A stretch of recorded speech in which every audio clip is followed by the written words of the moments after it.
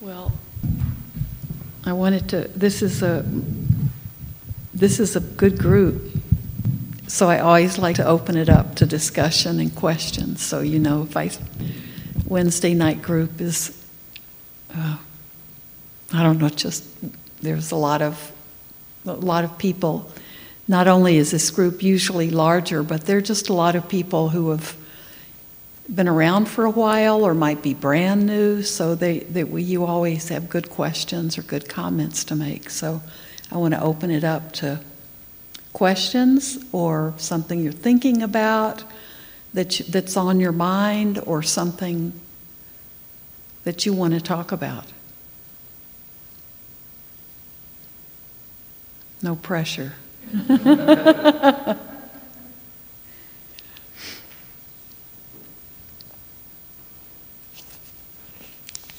thirsty. I have a question. What happens if in any case I get nirvana, reach nirvana? What happens after that? What happens if you reach nibbana? Nothing? Don't know. No, we don't know. Like, there aren't that many of us who are there. Probably not very many at all. So we don't really know what happens. We know that. Well, would you like to answer that question? What happens when we reach nibbana? That's basically the answer you'll get.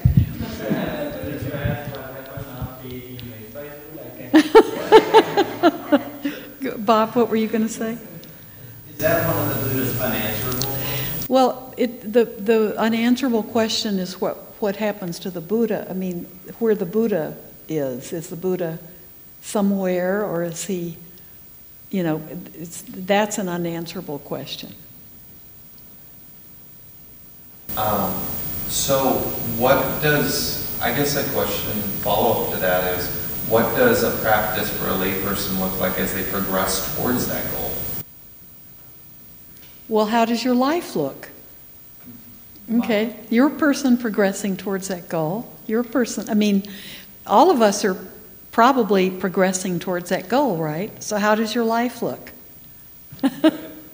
And how does it look compared to how it looked when you very first began? When I first began, so the word ignorance comes up a lot in the texts. And I didn't realize quite how literal that was, because there was a lot happening inside that I wasn't even aware of. Yeah. Not just with my thoughts and feelings. I thought I'm me, so I know everything. And I found that there's quite a big gap in awareness between what's actually happening and what I thought was.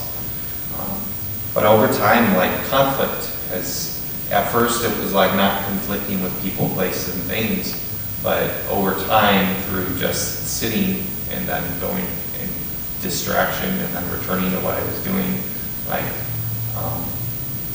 the personal mental conflict has eroded a little bit. So it's not just my struggles with the outside world, but it's my own struggles with myself that kind of lessened a little bit in the gaps. Yeah, that's a really good description. So I think that's what you're looking at. Seeing a person progressing on the path is what you're seeing in your own life. And that ignorance that we talk about, it just is not knowing. It's just that, how it is before you know something. And then you have some kind of, it can be what we talk about, like an awakening, or it can just be, oh, I didn't know that, but now I know it. It kind of changes something. Sometimes it's intentional. Sometimes we have an ignorance that's based on, we don't want to know something because it might ask us to do something, or it might carry a burden of responsibility, right? Ask us to change. Yeah, exactly.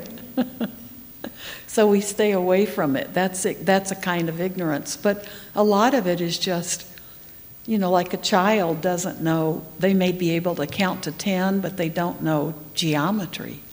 So there's not anything wrong with that. It's an ignorance born of they haven't learned it yet. They just haven't learned it yet. So we don't know what it's like because we don't have a lot of reports about what it's like, but we know that if you're on any kind of a spiritual path, you're on the path. You know how your life has changed and how it's different. That's what it feels like being on the path. And sometimes it feels good and sometimes it feels bad. But I always think like equanimity is one of those qualities that when we reach that stage of being really truly awakened, that we must be totally equanimous. I mean, that's the one that amazes me the most. So somebody asked me that, that's why. They were like, so you just doing everything for you don't know what? Yeah, and who knows, you may already be there, and you don't need to know. Because it's all about finding out about ourselves, too. So we're trying to be the best person we can be. And I think we're trying to use more of our brain than we have in the past. So we're kind of pushing our personal evolution further than maybe people have usually thought they could push it. But unless somebody can tell you from experience, it's hard for us to know, Yeah. Yeah.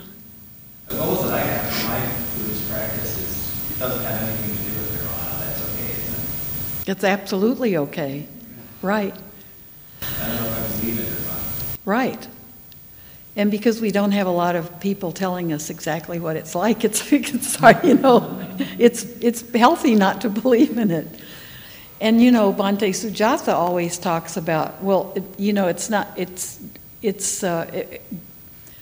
who knows when it's going to happen too. We can be on this journey but not quite ready. There are a lot of things that we may still need to be experiencing.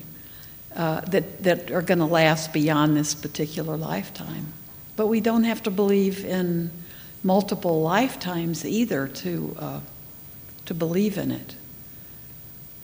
Yeah, it's a very elusive state of being because we might spend some seconds, feeling very awake, but to be in that state all the time, kind of interesting to think about it, but I think, go ahead, you wanted to say something. Oh, I was going to change the subject, so. Okay. Yeah, because all we're going to do with this one is just, okay, it's okay if you don't believe in it, it's okay if you believe in it, but we can't tell you what it is we're believing in. So change the subject, please. Who Buddha believed in God, or what his thoughts are on that? Well, this is the way I read the suttas. The Buddha never said there was a God or there was not a God. Now, this is there are these unanswerable questions that he was real clear about, and two unanswerable questions are that is there or is there not a creator deity? Like a deity above all the little deities. I mean, is there that thing that set is there that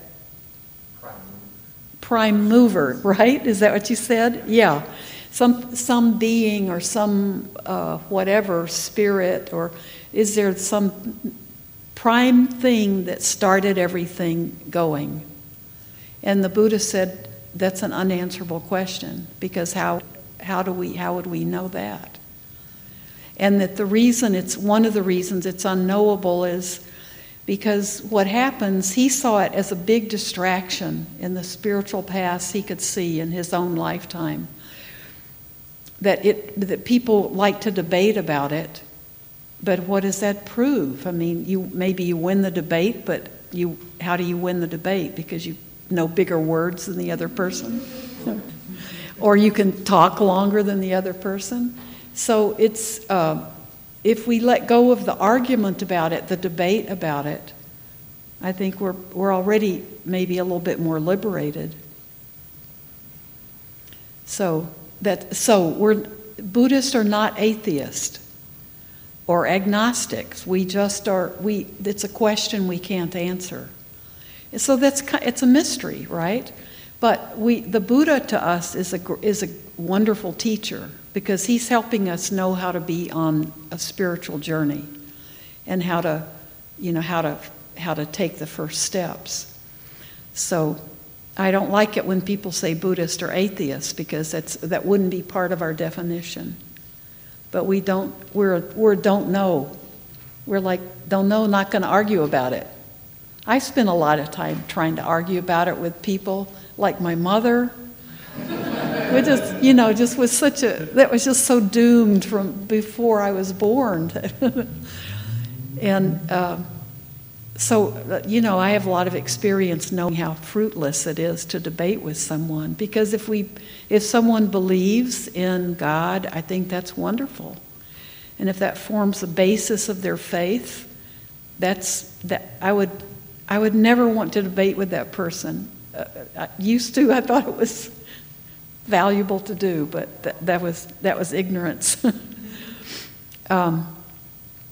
So we let that be not something that we get distracted by, because it can take up all the space when we could be reading or meditating or helping people or being kind or so many other things we could do. So again, it's one of those questions that doesn't have an answer. And whoever is in here who considers himself a Buddhist would have a different way of describing. Because there are a lot of Christian Buddhists who definitely have, God as part of their background. What do you like? So I've given up the debating. I have an aunt who is still taking me back to my childhood, and I was baptized this, and I was this, and this, and what am I doing? Mm-hmm. And she likes to remind me that I'm going to go to hell. And I've given up the debating, and I just let her talk, and I don't agree. I just let her talk, and then I bring up my topic or my cuts. But her initial thing to me is I'm going to go to hell. So I brought up the levels of hell. I called it a Vici, which wasn't good to her. And if I go to hell, there's a possibility I can come back out of that. And then I got another debate going. She started the next debate, possibly with your mother. I don't know how to stop while I'm calling it. It's my own ignorance that I can't answer those questions. I don't know till I get there, or I don't get there because I don't know. Yeah, the impermanence of hell one doesn't work with a lot of fundamental. Yeah, I used the word impermanent, that it doesn't last recently, and that was a mistake. I giggled because of this topic, and it just was recently brought up again. And what am I doing? And I'm going to go to hell, and I can't debate it anymore. Right, and so what a reaction to that, or any kind of someone, if their question, we know right away if the question is loaded, or if they're just asking because they're curious. Loaded. Yeah, and when we know that, the best thing is to not get into those conversations, even with a loved one. It's a very close loved one. Yeah. We love each other dearly, but I noticed it the last year has been like a debate with her, and I stopped that. I don't have answers to her. She no more than she does to me. Right.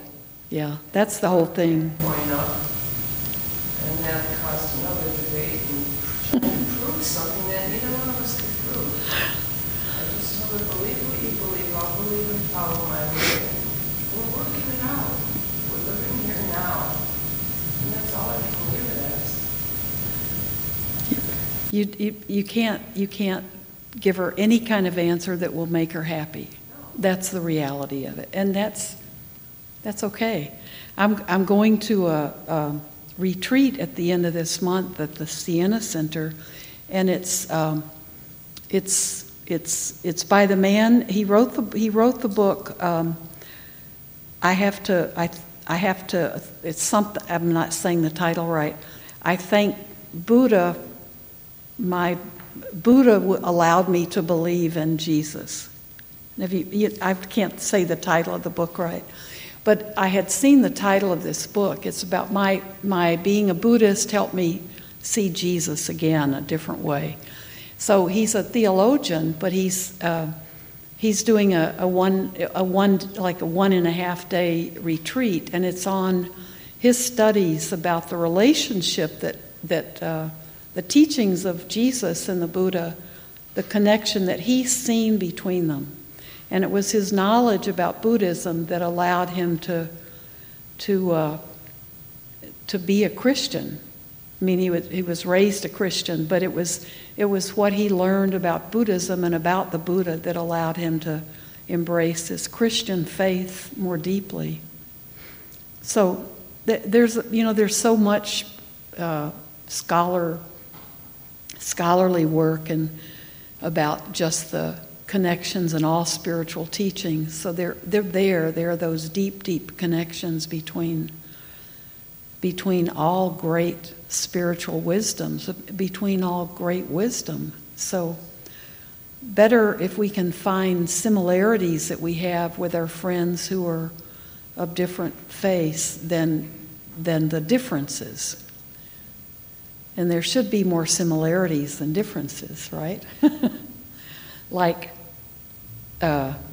metta, like loving kindness and compassion and sympathetic joy and equanimity. Those should be in all of our spiritual beliefs.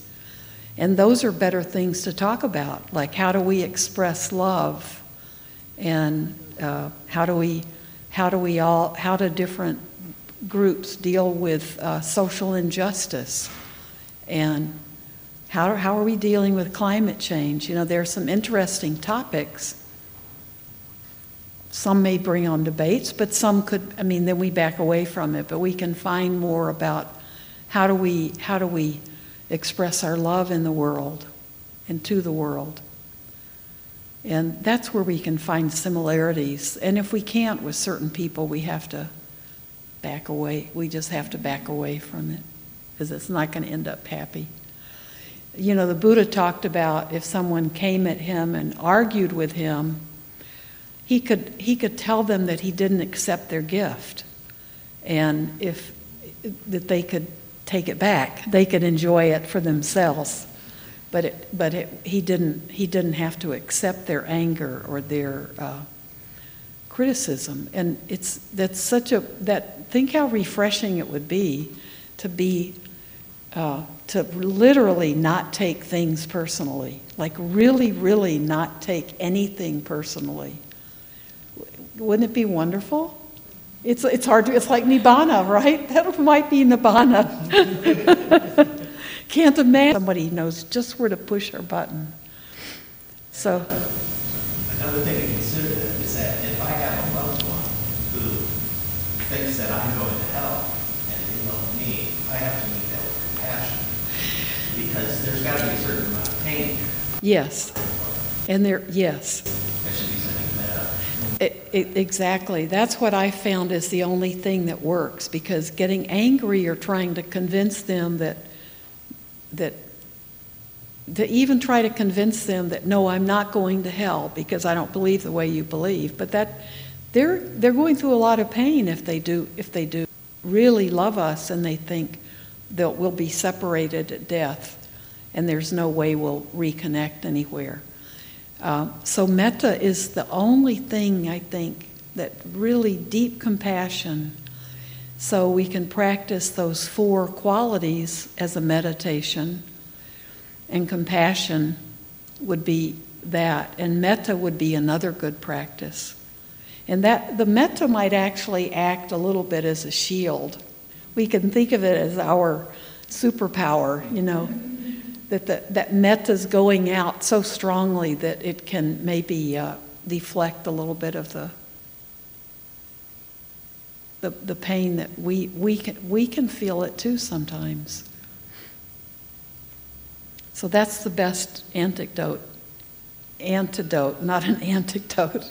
That's the best antidote. Is to practice metta. Maybe even do it like with your aunt before you even see her. Just be practicing. Yeah, till you see her or speak to her on the phone again. But metta's something we can do all the time. You know, if you think we can be doing metta all the time. That's where I give her appreciation for her concerns for me and what's happening to me or where am I going after this life. But I don't have the answers, no one as she does. That's where I left it, I think, this past weekend with her. We could go back and forth all day, but neither one of us know and well, she thinks she knows. Yeah, you have to remember where you're dealing with a different mindset, and so and that's just what it is. They have a totally different frame of reference and a mindset.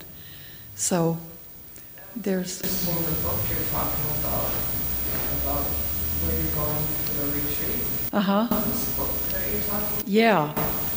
That might be a good way for me to explain it. It would be. I've got the title, so I can get it for you.